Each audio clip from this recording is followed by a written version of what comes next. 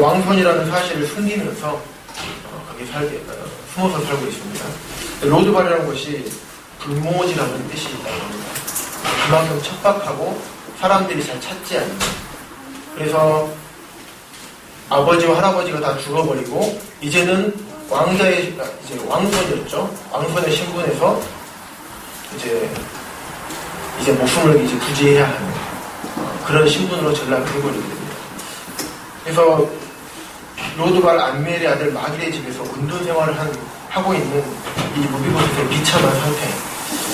참 이 상태가 아마도 하나님을 떠난 우리 인간들의 그 죄악 가운데 빠져 있는 그 인생들의 모습이 아닐까 생각을 해보게 됩니다. 하나님께서 우리를 창조하시고 심히 좋아하시고 기뻐하시고 우리와 우리를 영원히 죽지 않는 존재로 영원히 사는 존재로 만드시고 영원히 교제하기를 원하셨지만 죄악 가운데 빠져서 이제는 하나님과의 멀어져 버린 생활을 했습니다. 초대 아담 때부터 그래서 에덴 동산에서 많이 누려야 했던 것들을 누리고 있던 것들을 이제는 다 누리지 못해 버리고 있습니다. 아담의 후손부터는 어떻게 됐습니까? 우리의 뜻과 상관이 없습니다. 관계없이 날 때부터 주인이었고 무비보셋이 그렇게 절도기가 되고 그렇게 왕손의 자리를 자기 의지로 이걸 버려진 게 아닙니다. 자기 의지에 상관없이 그렇게 돼버리고요.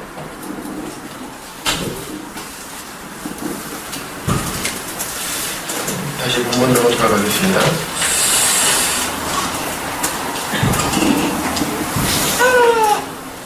그래서 아까 말씀드렸듯이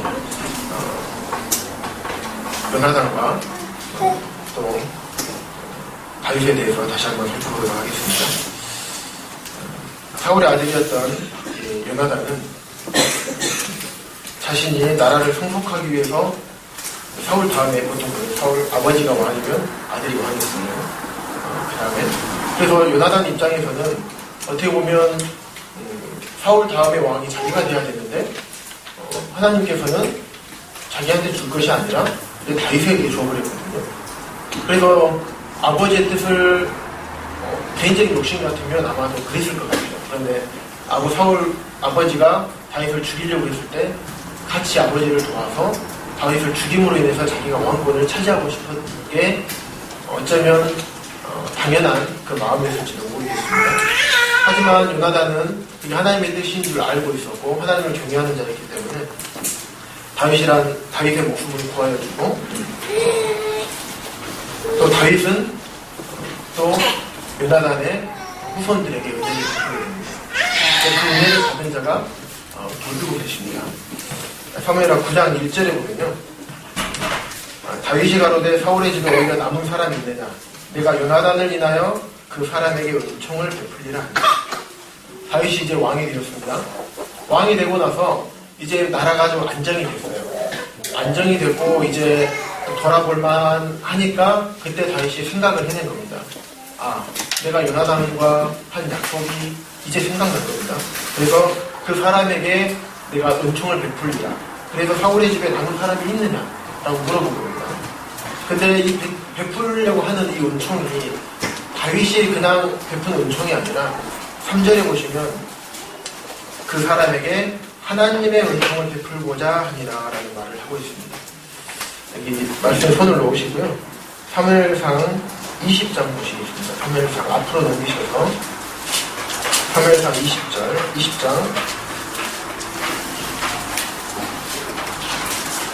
11절 보시겠습니다.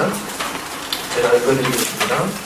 요나단이 다윗에게 이르되 오라 우리가 들로 가자 하고 두 사람이 들로 가니라. 그래서 그 이후에 있는 말씀들이 무슨 말씀이냐면 요나단이 다윗한테 약속을 하는 겁니다. 내 아버지 사울 왕이 다윗을 죽이려고 하면 내가 그걸 죽이지 못하게 하고 막을 것이고 또 너를 잡으러 갈 때 그 정보를 다 알려줘서 너가 다 피할 수 있고 도망갈 수 있게 해주겠다. 다윗에게 약속을 하고 있는 겁니다. 그리고 15절에 보시면요. 여호와께서 너 다윗의 대적들을 지면에서 다 끊어버리신 때에도 너는 내 인자를 요나단이 다윗에게 말하고 있는 겁니다. 다윗, 너는 너의 인자를 요나단 내 집에서 영영히 끊어버리지 말아라. 내 자손들을 죽이지 말라는 얘기입니다. 내 자손들에게 은총을 베풀어달라는 얘기입니다. 내가 너에게, 다윗에게 그렇게 생명을 유지할 수 있도록 해줄 테니까 너는 내 집에 이런 은총을 베풀어달라는 겁니다. 그 약속을 11절에서 두 사람이 들러 갔습니다. 아무도 없는 둘만 있는 그 들러 갔습니다. 그런데 다윗은 생각해낸 겁니다. 근데 정말 아무도 없었을까요?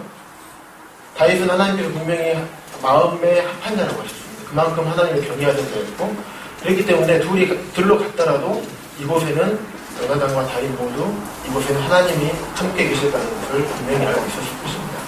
그래서 하나님이 함께 계셨고 사람들은 없었지만 약속한 것을 하나님이 알고 계셨고 보고 계셨던 겁니다.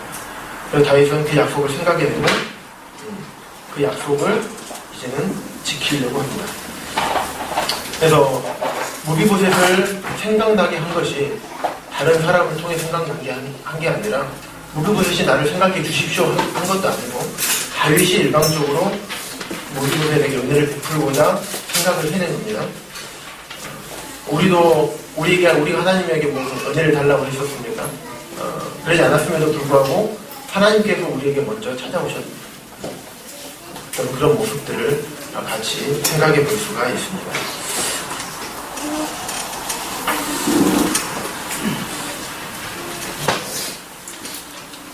이제 다윗이 무비보셋을 불러가지고 옵니다. 6절에 보시면 그다음 6절에 보시면 사무엘하 그다음 6절에 보시면 사울의 손자 요나단의 아들 무비보셋이 다윗에게 나와 엎드려 절하매 다윗이 가로되 무비보셋이여 하니 대답하되 주의 종이 여기 있나이다. 여기서 무비보셋의 마음과 이때 심정을 잠시 생각해 보시면 좋겠습니다. 이때 무비보셋의 심정이 어땠을까요? 우리나라 역사를 돌아보면 왕조가 바뀌게 되면 어떻게 됩니까? 그 왕의 자손들과 가족들은 일단은 남자는 다 제거가 되죠. 왜냐하면 나중에 쿠데타를 일으키기 때문에 왕권을 회복해야 되기 때문에 다 없애버립니다. 왕조가 바뀔 때마다. 근데 성경에도 보면요, 열왕기상 손을 놓으시고 열왕기상 말씀 잠깐 보시겠습니다. 열왕기상 15장입니다.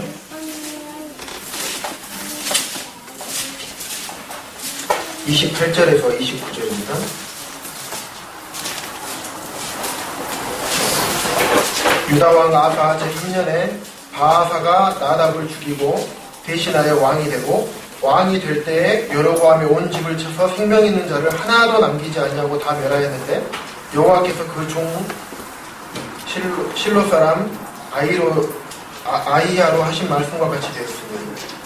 그래서 보면 바하사가요, 먼저 여로보암이 나옵니다. 여로보암은 북이스라엘의 1대 왕입니다. 그런데 바하사가 나답을 죽이고 대신하여 왕이 됩니다. 나답이 여로보암의 아들입니다. 그래서 북이스라엘의 2대 왕입니다. 여로보암 다음에 나답으로 왕권이 넘어갔습니다. 그런데 바하사가 나답을 죽이고 왕이 됩니다. 그래서 바하사가 3대 왕이 됩니다. 북이스라엘 3대 왕입니다.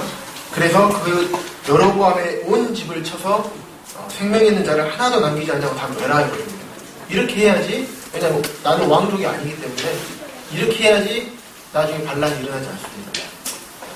열왕기상 16장에 보시겠습니다. 16장 11절 한 장만 넘기셔서요. 시므리가 나옵니다.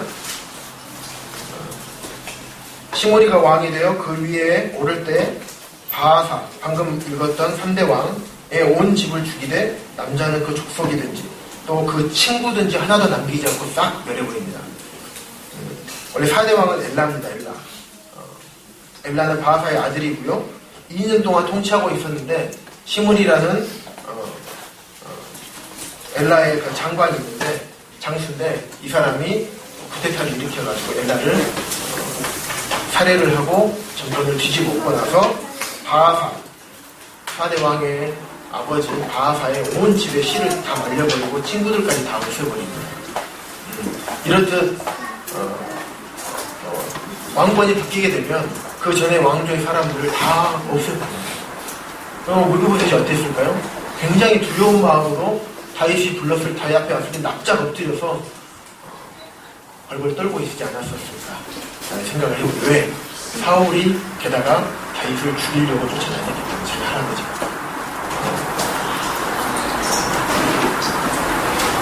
그래서 이제 내가 죽는구나, 다윗이 나를 죽이려고 나를 불렀나 보구나 생각을 했을 것입니다.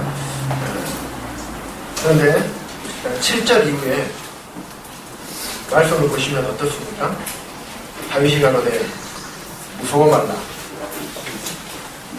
무서워 말라. 내가 반드시 내 아비 요나단을 인하여 내게 은총을 베풀리라. 내가 내 조부 사울의 밭을 다 내게 도로 주겠고 또 너는 항상 내 상에서 먹을지니라. 상상도 못했을 겁니다. 이런 말을 듣게 될 것이라는 것을. 왔을 때 다윗이 물구슬에게 바짝 엎드려서 벌벌 떨고 있는 물구슬에게 그 마음을, 심정을 다 알고 두려워하지 말아라 라고 얘기합니다.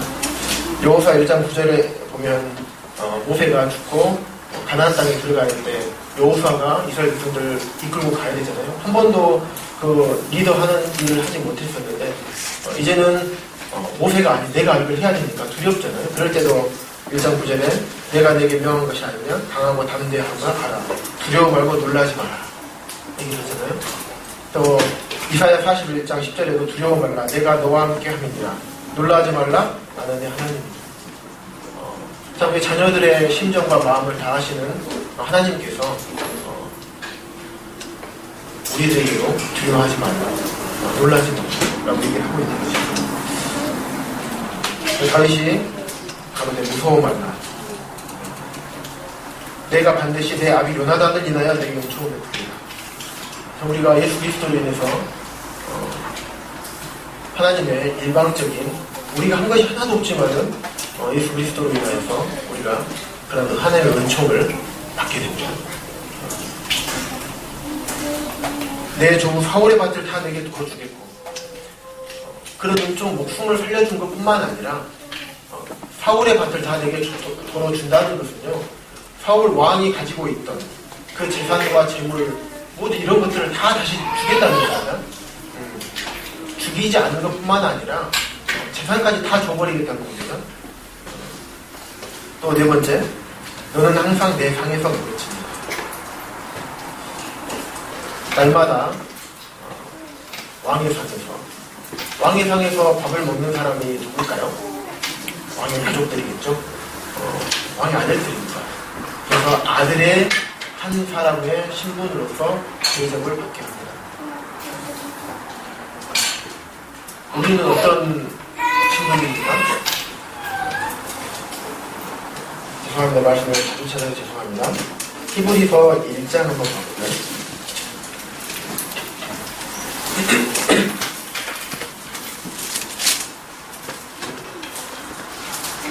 1장 6절에 보시면은 또 마다들을 이끌어 세상에 다시 들어오게 하실 때 하나님의 모든 천사가 저에게 경배할지어다 말씀하시고, 왼쪽이 있으면 오른쪽이 있겠죠. 위가 있으면 아래가 있고요. 마다들이 있으면 둘째, 셋째, 넷째, 다섯째 아들들이 쭉 있는 것입니다. 마다들이 예수 그리스도고, 그 다음에 나머지 둘째, 셋째, 넷째 아들들은 구원받은 그리스도인들입니다. 2장 11절 한번 보실까요? 한 장만 넘기실까요? 거룩하게 하시는 자와 거룩하게 함을 입은 자들이 다 하나에서 나니라. 그러므로 형제라 부르기를 부끄러워 아니하시고, 예수님께서 우리를 형제라고 부르기를 부끄러워하지 아니하신다고 합니다. 영접하는 자, 그 이름을 믿는 자에게 하나님의 자녀가 되는 권세를 주신 것이 실제인 것입니다. 우리가 주님 예수님이 우리를 보실 때 형제라고 부르기를 전혀 부끄러워하지 아니하신다고 합니다. 우리는 예수님 하나님의 아들들인 것이고요. 그래서 지금 하나님의 아들의 신분으로서 아들의 권리를 누리고 사는 것입니다. 참, 물그보셋이 받을 자격이 전혀 없었지만 이러한 왕자의 신분으로서 이제 앞으로 평생 동안 살게 될 것이고 또 누릴 것이라고 생각도 못했던 부까지 전부 다 누리게 됩니다. 하나님 앞에서 우리가 여전히 연약한 모습이고 우리가 원하는 것은 하지 못하고 원치 아니하는 것은 자꾸만 하게 되는 육신의 연약함도 있고 또 하나님 앞으로 하나님으로부터 대접과 사랑과 이런 자녀의 권세를 누릴 만한 어떠한 자격도 없음에도 불구하고 하나님께서는 우리에게 그러한 신분을 누리게 하십니다.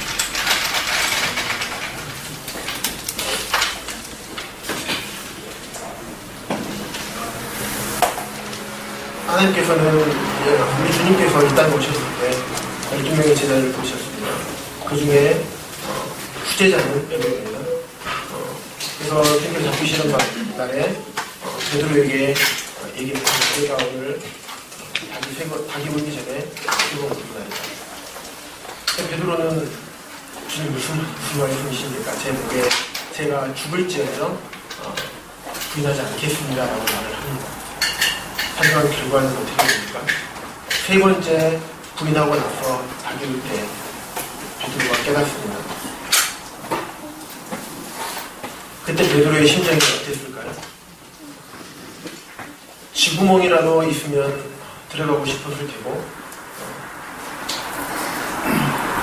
자기가 호언장담을 했었고 지금까지 예수님을 3년 만에 따라다니면서 했던 모든 일들이 과연 무엇이었을까? 허무가 밀려오는 허무감과 자괴감과 자기 자신에 대한 엄청난 실망과 이런 것들 때문에 나는 몸부림쳤을 것입니다. 그래서 주님이 돌아가시고 난 뒤에 떠나버리고 고기장에 하러 갑니다. 그런데 주님은 어떠십니까? 밤새도록 고기 한 마리 못 잡고 베드로를 위해서 시장하실까 아시고 굶고 있습니다. 안 먹으려고. 그리고 와서 먹으라 하고 나서 베드로를 묻습니다. 내가 나를 사랑하느냐? 또 묻습니다. 또 세 번째 묻습니다. 이렇게 베드로를 회복시키시고 다시금 주님의 일을 할 수 있도록 하시는 분이 예수 그리스도고 저희의 주인이십니다. 우리가 이런 놀라운 하나님의 은혜를 받고 있는 자들인 것입니다. 생각해보면 좋겠습니다. 하나님 앞에서는 모든 사람이 죄인입니다. 모든 사람은 우리가 모태에서부터 하나님과 멀어졌고 그래서 시편 58편 3절에 보면 악인은 모태에서부터 멀어졌으며 나면서부터 저 길로 나아가 거짓을 말하는도다. 로마서 3장 10절에는 기록한 바 의인은 없나니 하나도 없으며 욥기 15장 14절에 보면 사람이 무엇이 간데 깨끗하게 되냐 여인에게서 난 자가 무엇이 간데 의롭됩니다. 물론 제 의지로 태어날 때부터 악하게 된 것은 아닙니다. 모비고들처럼 하나님 앞에서 모든 사람이 다 죄인인데 이러한 은혜를 우리가 누리게 되는 것입니다. 누리게 되는 사건들은 우리 같은 인생들을 위해서 하나님께서 이 땅에 육신을 입고 오셨습니다. 하나님께서는 이번 복음 집회 때 제가 굉장히 좀 새롭게 깨달은 것이 있는데요. 이제는 머리로만 좀 많이 알았던 것 같아요. 하나님이 얼마나 크고 얼마나 크시고 위대하신 분이신지. 이번 복음 집회 때 참 끝이 보이지 않는 우주를 창조하신 분 알고 있습니다. 그런데 끝이 보이지 않는 우주를 창조하시려면 그 우주를 바라보면서 모든 것을 아마 지으셨지 않았을까라는 생각을 하게 됐습니다. 그러면 하나님은 얼마나 참 크신 분이시고 얼마나 놀라운 능력을 가지신 분이실까. 그런데 그 우주 가운데서도 아주 눈에 보이지도 않을 만큼의 이 작은 지구에 그 창조주이신 하나님께서 내려오셔서 인간의 몸을 입고 내려오셔서 그 아주 보이지 않는 지구 안에 있는 우리 사람들 인생들을 위해서 이 땅에 내려오셔서 십자가의 사랑을 당하셨다는 사실이 너무나 위대하고 놀라운 사실이구나라는 사실을 마음속 깊이 좀 깨닫게 되었습니다.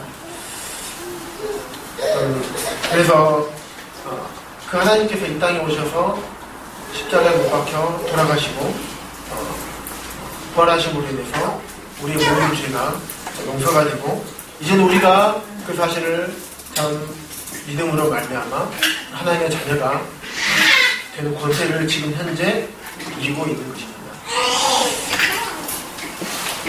자, 이제는 무비보셋의 입장에서 말씀을 보도록 하겠습니다. 사무엘하 15장 30절 말씀 보시겠습니다. 사무엘하 15장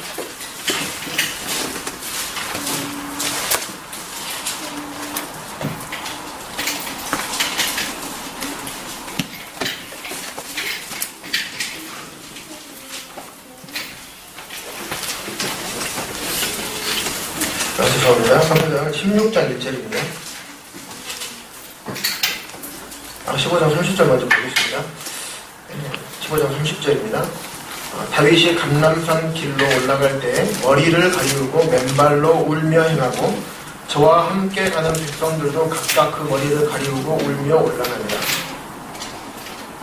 사무엘하 16장 1절부터 4절까지 읽어드리겠습니다.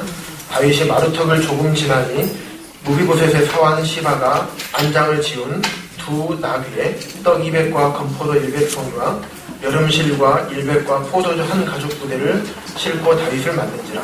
왕이 시바에게 이르되 내가 무슨 뜻으로 이것을 가져왔느냐. 시바가 가로되 나귀는 왕의 권속들로 타게 하고 떡과 실과는 소년들로 먹게 하고 포도주는 들에서 곤비한 자들로 마시게 하려 함이니라. 왕이 가로되 내 주인의 아들이 어디 있느냐. 시바가 왕께 고하되 예루살렘에 있는데 저가 말하기를 이스라엘 족속이 오늘 내 아비의 나라를 내게 돌리리를 하나이다. 왕이 시바더러 이르되 무비보셋에게 있는 것이 다 내 것이니라. 시바가 가로되 내가 절하나이다. 내 주 왕이여 나로 왕의 앞에서 내를 있게 하옵소서 하니라. 15장 30절의 내용의 다윗의 모습은요.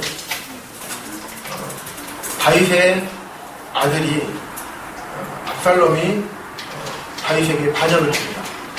그래서 이제 다윗이 쫓겨나고 있는 모습입니다. 아주 비참한 모습이죠. 왕이 쫓겨나가는데 머리를 가리고 맨발로 갑니다. 맨발로 도망을 갑니다. 아주 비참한 모습으로 도망가고 백성들도 아무것도 없이 그냥 핀털터리로 도망을 가는 것입니다. 그런데 보면 아까 시바는 그 사무엘하 9장에서 나왔었죠. 사울의 사환이었습니다. 그런데 사울의 사환이 시바를 통해서 시바에게 무비보셋을 섬기라고 명했던 그 사환 시바입니다. 그런데 이 시바가 다윗의 마음을 사기 위해서 이제 무비보셋을 딱 뒤로 밀쳐버리고 자기가 다윗의 환심을 사서 이제 무비보셋의 모든 것을 자기가 가지려고 계략을 짠 겁니다. 다윗이 얼마나 목마르고 얼마나 다리가 아프고 얼마나 힘들겠습니까? 자기 혼자가 아니라 자기를 따르는 백성들까지 다 같이 데리고 갔는데 다들 굶주리고 있습니다. 지금 굉장히 지금 필요한 것들을 시바가 다 가지고 옵니다. 그래서 물어봅니다. 2절에 시바가 가로되 나귀는 왕의 권속들로 타게 하고 떡과 실과는 소년들로 먹게 하고 포도주는 들에서 군배자들로 다 마시게 하려고 제가 가져왔습니다. 왕이 가로되 내 주인의 아들이 어디 있느냐. 내 주인 사울의 아들 내 주인의 아들이 어디 있느냐. 무비보셋이 어디 있느냐. 시바가 왕께 고하되 예루살렘에 있는데 저가 말하기를 이스라엘 족속이 오늘 내 아비의 나라를 내게 돌리리라 하나이다. 반역을 꾀하려고 합니다. 반역을 꾀하려고 합니다라고 거짓을 구합니다.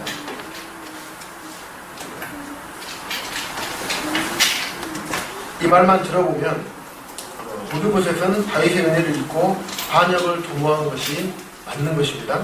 그래서 다윗이 뭐라고 하냐면 4절에 왕이 시바더러 이르되 무비보셋에게 있는 것이 다 네 것이다. 네가 다 가져라 라고 얘기를 해버립니다.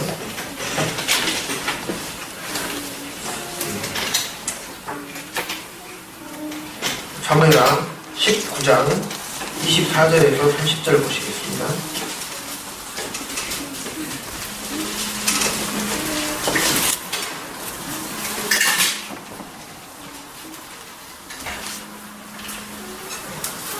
과연 시바의 말이 사실이었는지 거짓말이었는지 이게 나옵니다.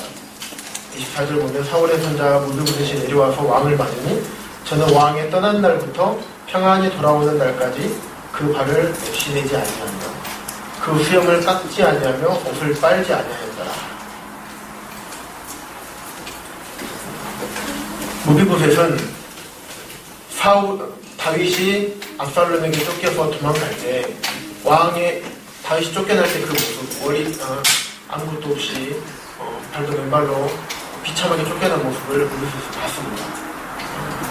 그래서 내가 나의 왕인, 나의 주인인 다윗이, 나에게 은혜를 베푼 다윗이 저 모습으로 갔는데 내가 어찌 내 발을 맵시낼 수 있겠으며 내 수염을 깎을 수 있으며 내 옷을 빨아서 입을 수 있겠느냐 라고 말을 합니다. 실제로 그런 모습으로 다윗 앞에 보였던 것입니다. 그래서 다윗이 물어봅니다. 그 모습을 보고 무비보셋에게 물어봅니다. 왕이 저에게 25절에 왕이 저에게 물어가로되 무비보셋이여 내가 어찌하여 나와 함께 가지 않았느냐? 왜 내가 압살롬에게 쫓겨갈 때 나랑 함께 오지 않았느냐? 물어봅니다. 대답하되 내 주 왕이여 왕의 종 나는 절뚝발이므로 내가 나귀 혼자 탈 수가 없었습니다. 내 나귀에 안장을 집어 타고 왕과 함께 가려고 하였더니 나의 종이 나를 속였습니다. 그래서 종 나를 내 주 왕께 참소하였습니다. 거짓말했고 흰꼬지를 했습니다. 내 주 왕께서는 하나님의 사자와 같으시니 왕의 처분대로 하옵소서.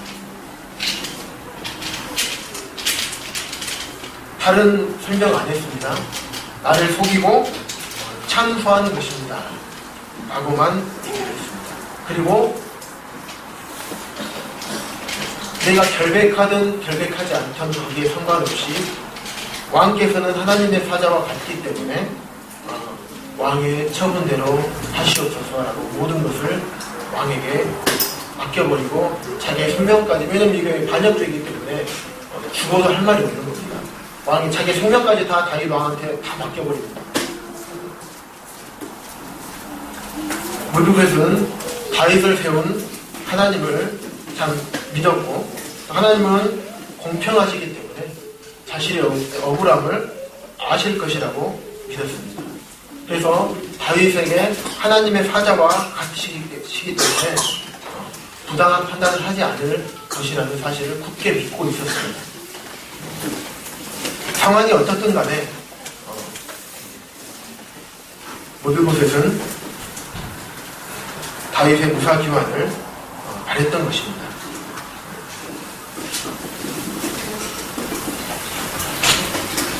자,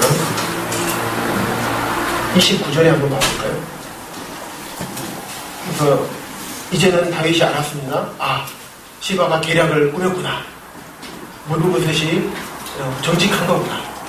깨닫고 나서 왕이 무비보셋에게 이르되 내가 어찌하여 또 내 일을 말하느냐. 내가 이러면 시바와 밭을 나누라. 28절 먼저 볼까요? 내 아비의 온 집이 내 주 왕 앞에서는 다만 죽을 사람이 되지 아니하였나이까. 그러나 종을 왕의 상에서 음식 먹는 자 가운데 두셨사오니 내게 오히려 무슨 오름이 있어서 다시 왕께 부르짖을 수 있사오리까. 나는 이미 죽어야 마땅한 사람이었었는데 나 같은 종을 왕의 상에서 음식 먹는 자 가운데 두셨기 때문에 내가 오히려 무슨 옳은 게 있어서 다시 왕한테 나를 변명하고 뭐 이런 얘기를 할 수 있겠습니까? 왕의 처분대로 하시옵소서 다 맡겨버립니다. 근데 왕이 말을 합니다. 너는 시바와 밭을 나누라. 그런데 30절에 무비보셋이 왕께 고하되 내 주 왕께서 편안히 궁에 들어오시게 되었으니 저로 그 전부를 차지하게 하옵소서. 나는 그 밭과 이런 것들이 필요가 없습니다. 나는 내 주 왕이 다윗이 무사히 돌아온 것만으로도 저는 만족합니다. 한 번만으로 만족합니다. 물질, 내가 갖고 있는 명예, 부명예, 내가 지금 쫓고 있던 모든 것들이 나는 이제 다 필요가 없습니다. 나는 그게 중요한 게 아닌데요. 나는 내 주인인 다윗 왕께서 무사히 돌아오신 것만이 이것이 나에게는 가장 소중한 것이고 나에게는 가장 귀한 것이라고 말을 하고 있습니다. 참, 이 무비보셋의 이 고백을 볼 때 참 많은 부끄러움이 많이 있었습니다. 저 같으면 29절에 너는 시바와 밭을 나누라. 내가 시바에게 줬던 것을 다시 너가 다 가져가라. 이게 아닙니다. 밭을 나눠 가져가라. 왜냐하면 다윗 왕이 자기에게 시바에게 명을 했기 때문에 다 가질 수는 없고 밭을 나누라라고 얘기를 했을 때 어떻겠습니까? 기분이 어떨 것 같아요? 지난주에 이원장님께서 말씀하셨듯이 아무 받을 자격이 없었는데 예를 들면 영훈 형제님은 10만 원을 주고 38절에 저에게는 2만 원을 줬어요. 똑같이 원하는 둘을 불러가지고 그러면 영훈 형제님은 기분 좋겠죠? 근데 저도 좋아야 맞는 거잖아요. 왜냐면 그냥 불러서 아무것도 한 게 없는 그냥 돈을 주신 거잖아요. 기분 좋아야지. 10만 원, 2만 원이라는 게 실감이 안 가시고 10억과 2억을 주셨습니다. 억 단위가 좀 나와야 웃음이 나오시는 건데 받을 자격이 없는데 받았어요. 그럼 감사해야 되는 거잖아요. 왜 나는 2억밖에 안 주지? 이런 불평이 생길 것 같아요. 근데 무비보셋한테 시바와 밭을 나누라라고 했는데 거기에 대한 불평이 전혀 없습니다. 또 저는 하나님 앞에 불평도 좀 많은 자고 받은 은혜에 대해서 항상 감사하면서 살아야 됨에도 불구하고 걱정과 근심 속에 살고 하나님 왜 저에게는 이러한 것들이 없습니까? 왜 저에게는 이러한 것들이 부족합니까? 오늘 불평만 하고 살았던 제 모습들이 많이 돌아맞았습니다. 무비보셋이 하나님으로부터 받았던 그 은혜는 이루 말할 수 없을 정도로 참 큰 은혜였고 받을 자격이 없는 무비보셋에게 하나님의 은총을 어마어마하게 쏟아 부어주었던 그 다윗의 마음처럼 또 그 다윗처럼 참 은혜 받을 자격이 없는 저희 같은 자들에게 하나님의 무한하신 사랑과 은혜를 쏟아 부어주셨고 또 그 은혜를 받은 무비보셋이 다윗에게 가졌던 그 마음들처럼 우리도 하나님의 은혜를 받은 자로서 우리의 주인 되시는 하나님께 어떠한 마음을 가져야 되겠는가 라는 생각을 많이 하게 되었습니다. 물론 제가 그렇게 잘 살아서 이렇게 말씀을 드리는 건 아니고요. 말씀을 좀 준비하면서 이제는 그렇게 살면 안 되겠구나. 정말 나의 생각과 나의 욕심대로 사는 것이 아니라 이제는 나를 구원해 주시고 나에게 내가 지금 누리고 있는 모든 것들을 다 누리게 하시고 하나님의 자녀가 되는 권세도 주셨고 자녀가 누릴 수 있는 모든 것들을 누리게 하시고 그 아버지 하나님의 은혜를 받은 은혜 받은 자다운 그런 삶을 살아야겠다라는 생각을 하게 됐습니다. 이상으로 말씀을 마치겠습니다.